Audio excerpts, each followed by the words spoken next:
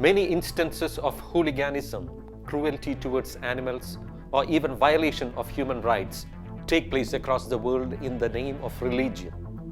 This is a truth. Most of those incidents go unreported. Whether it is religious or non-religious, whether it is the case of animal or man, cruelty is crime that needs to be dealt with harsh law. We don't think any religion or its true founders would endorse violence and cruelty. The purpose of any religion should be attainment of inner peace and well-being of all beings. Any barbaric ritual in the name of tradition or age-old custom deserves blanket ban. Welcome to Kaumudy Global, and I am Asok, calling your attention to a recent incident during Bharani festival at Sree Kurumba Bhagavathy Temple at Kodungallur in Thrissur district of Kerala. We in our earlier videos had shown you certain rituals like Kodungalloor and Kaumudy held at the temple. We once again bring to you some glimpses of these rituals held as part of the annual festival held during March-April. Now watch this.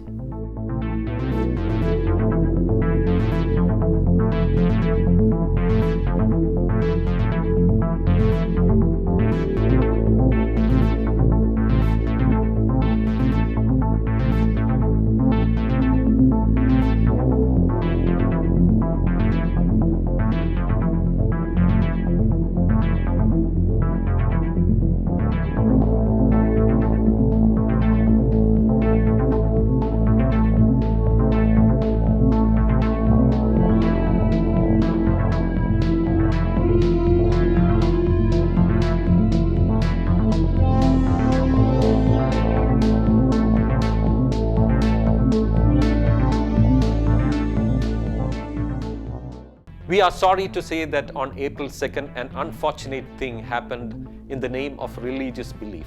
Violating the existing ban on animal sacrifice, rooster sacrifice was conducted by two youths at this temple. The two youths, namely Aditanath Surendran and Sunil Tandasheri, conducted the illegal ritual at the Kodungalloor at the north nada of the temple at around 7 in the morning. The police took them into custody with the help of Devasam Board officials. The Kerala Animals and Bird Sacrifices Prohibition Act of 1968 prohibits sacrifice of animals in temples to please their deity. In olden days, the temple had the ritual of sacrificing roosters. After the ban on animal sacrifice, the ritual was being held symbolically by covering the belly color with red cloth and placing roosters on it as offerings. There were attempts to sacrifice roosters earlier too. Two youths sacrificed two roosters at the Bellikalla in 2020. Though they managed to escape after the sacrifice, they were arrested later. Now we shall show you a portion of that footage too here. Please watch.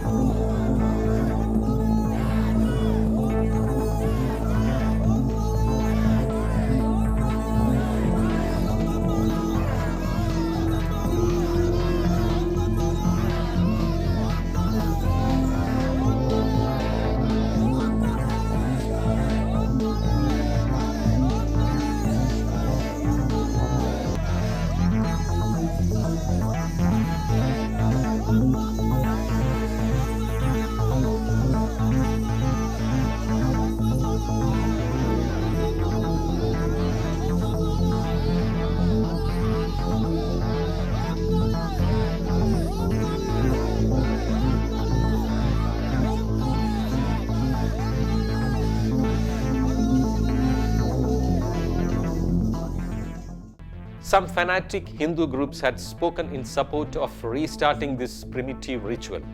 They cited examples of such practices in other religions and unscientific and cruel method of slaughtering animals for meat to justify their stand. This justification is unfair. Under the Kerala Animals and Bird Sacrifices Act 1968, there are three types of offenders. 1. Person sacrificing the animal. he or she could be fined rupees 300. Number 2, person officiating or assisting it, the fine is rupees 300. Number 3, if such a person is the authority of the temple, public servant, officer or office holder who receives anything for carrying out the sacrifice, then the penalty will be up to 3 months imprisonment plus rupees 300 fine. However, since this is an offence of killing and thereby an offence under section 429 of IPC, the punishment can go up to 5 years imprisonment. These are criminal bailable offences. The magistrate will determine the punishment based on charges framed. Now, joining us is Sree Kurumba, advocate, consultant, Human Society International, India. She will elaborate on the legal side of this. Killing an animal in a temple is an offence under the Kerala Animals and Birds Sacrifices Prohibition Act of 1968. While Section 11(1) of the Prevention of Cruelty to Animals Act makes it a punishable offence to kill any animal, Section 11(3) of the same Act allows for the slaughter of animals, but only for the purpose of food for mankind. There is no exemption in law for any religious or personal beliefs. When an animal is required to be killed for the purpose of consumption, there are regulations in law for the manner in which they can be killed. There are food safety regulations, the slaughterhouse regulations. Now, killing an animal in contravention to these prescribed standards is an offence.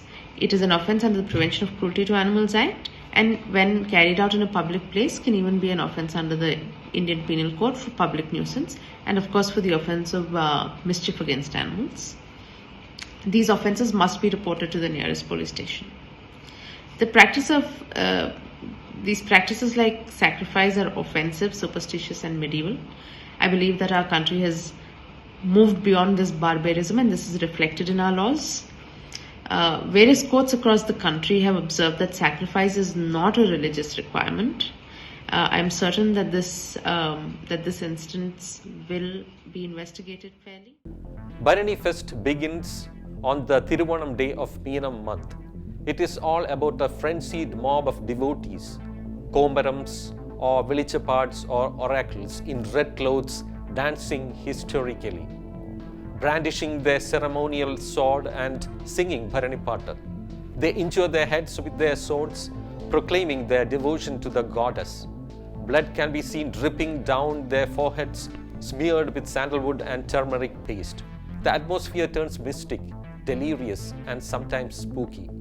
The Bharani festival of the Sree Kurumba Bhagavathy Temple, Kodungallur, breaks all rules and taboos of temple rituals.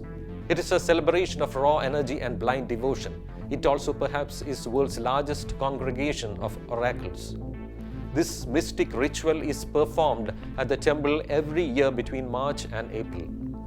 However, there is an interesting historical side to the birth of this glamorous festival. There is historical evidence that Buddhist monks came to Kerala in the 6th century BC, and during the reign of Vaishnava Kulashegara, Buddhism almost completely disappeared in the 11th century, leaving a great cultural impact on Kerala. Historians are of the opinion that the Bharani festival was born out of a tactical or psychological move on the part of the Hindus in the area to grab Buddhist property. Regional Hindus then and there very well knew holding noisy festivals, bursting crackers, and sacrificing animals in the name of rituals would naturally force Buddhists who led non-violent and peaceful life to go away. Whatever it be, it is high time such barbaric rituals of killings by fanatics in any religion ended. World has changed a lot. People have changed a lot. Then why can't these barbaric religious fanatics change?